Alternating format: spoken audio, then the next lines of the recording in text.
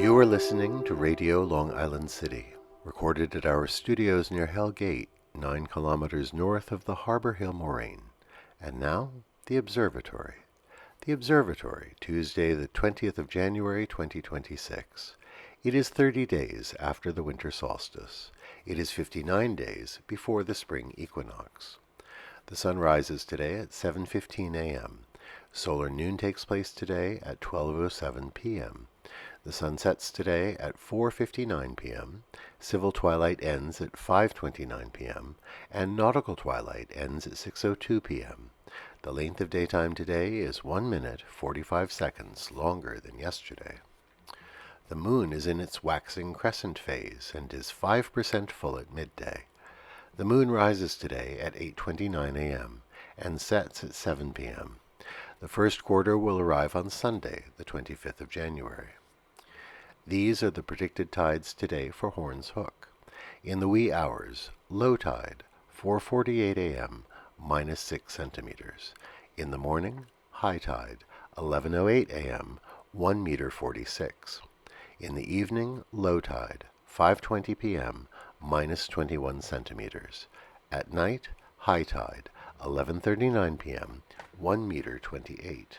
In our shared realm of plants and animals, it is cold, and our animal neighbors are quiet. The pigeons, who adapt so readily to the chill, seem to have kept to their roosts. Squirrels are nowhere to be seen, and at night only a few rats can be seen scampering in the open. Although deep in the bowels of the city, protected from the elements, they are as active as ever. In the heart of winter, nature waits. Commemorations. A somber and chilling anniversary. On this day in 1942, the Wannsee Conference took place in a suburb of Berlin. It was a meeting between senior members of the Nazi government ministries and the leadership of the SS. Its purpose was to put in place a plan for what was dubbed the final solution. At the conference it was decided that the Jewish population of occupied Europe would be shipped to regions of Poland under Nazi rule and systematically murdered. The Holocaust had reached its final, genocidal phase. Media milestones. On this day in 1954, the National Negro Network was launched with member radio stations across the United States. It was the first black-owned radio network in the country. It featured a wide variety of original programming, including soap operas with black characters, orchestral performances from black colleges, and local DJs playing popular music.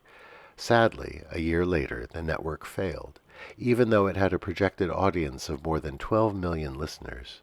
The rise of television and the reluctance of Madison Avenue to place ad buys for large national brands made it financially unviable. Today we remember Huddie Ledbetter, born this day in 1888. Known by the stage name Leadbelly, he preferred to introduce himself to audiences under his given name. As a singer, Ledbetter was known for his wide range of genres, including gospel, blues, and folk. He was a virtuoso on the 12-string guitar, as well as piano, mandolin, harmonica, violin, and windjammer accordion. He introduced many songs that would become classics, including Where Did You Sleep Last Night?, Pick a Bale of Cotton, Good Night Irene, Midnight Special, and Boll Weevil. Remember Huddie Ledbetter, or Leadbelly, today. We also remember David Lynch, born this day in 1946.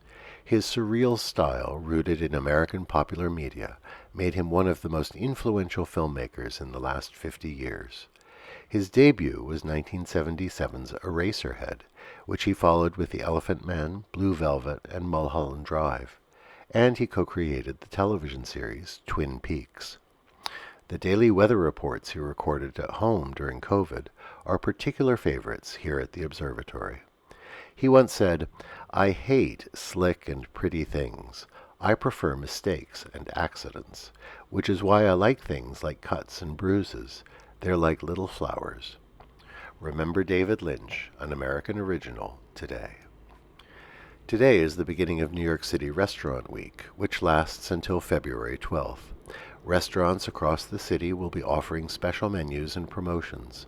It's a good time to support the small independent restaurants that make the city so special. And yes, you heard it right, it lasts more than a week.